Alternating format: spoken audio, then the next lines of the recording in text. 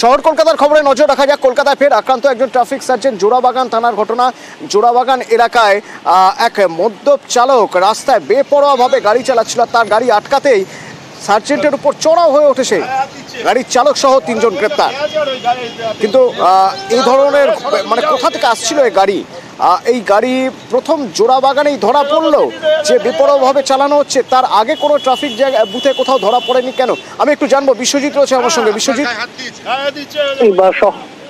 পর এই যে বেপরোয়া চালনা, তার আগেই শ্যামবাজার থেকে রিপোর্ট আসে এবং সেই মতো এই গাড়িকে ফলো করে জোড়াবাগান ট্রাফিক গার্ডের কর্তব্যরত সার্জেন্ট এবং ব্রিজ পার্কের কাছাকাছি এই গাড়িটিকে তিনি আটকান এবং এই গাড়ির চালক তখন নেমে এসে এই সার্জেন্টের গায়ে হাত দেন এবং তার যে সরকারি কাজে বাধা সৃষ্টি করেন। অর্থাৎ তিনি যে কাজ করছিলেন, অর্থাৎ মদ্য বেপরোয়া গাড়ি, তাকে থামিয়ে জিজ্ঞাসাবাদ করার চেষ্টা করছিলেন যে কেন এভাবে চালানো হচ্ছে। তখন তার মুখ থেকে গন্ধ বেরোতে শুরু করে এবং তাকে বোঝা যায় যে তিনি মদ্যপ রয়েছেন।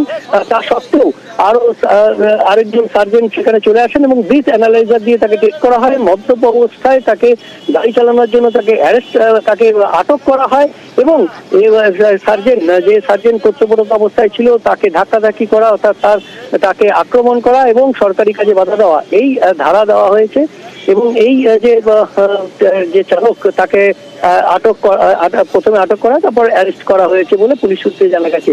কিন্তু এই গাড়িটি শ্যামবাজারের থেকে দিকে ধর্মতলার দিকে আসছিল, কিন্তু গাড়িটি আসলে বনগা থেকে আসছিল। কি কারণে বনগা থেকে আসছিল, কত রাতে সেখান থেকে বেরিয়েছেন এবং 2 জন যাত্রী ছিলেন সেই গাড়িতে, তাদেরকেও থানায় নিয়ে জিজ্ঞাসাবাদ করা হচ্ছে। পুলিশ জানতে চেষ্টা করছে যে এই যে গাড়িটি কোথা থেকে আসছিল, কি উদ্দেশ্য ছিল এবং কোথায় তারা যাচ্ছিলেন, এবং আচমকাই যখন ট্রাফিক সার্জেন্ট তাদেরকে আটকালো তখন এতটা বেপরোয়া কেন চালক হয়েছিলেন, সেই সব ব্যাপারে খোঁজ খবর নিচ্ছে পুলিশ। ধন্যবাদ।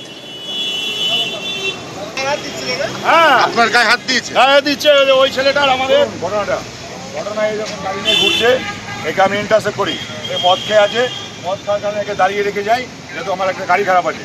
গাড়ি খারাপ শুনছি, ইয়ারে কল দিয়ে বলছে এর গায়ে ঠান্ডা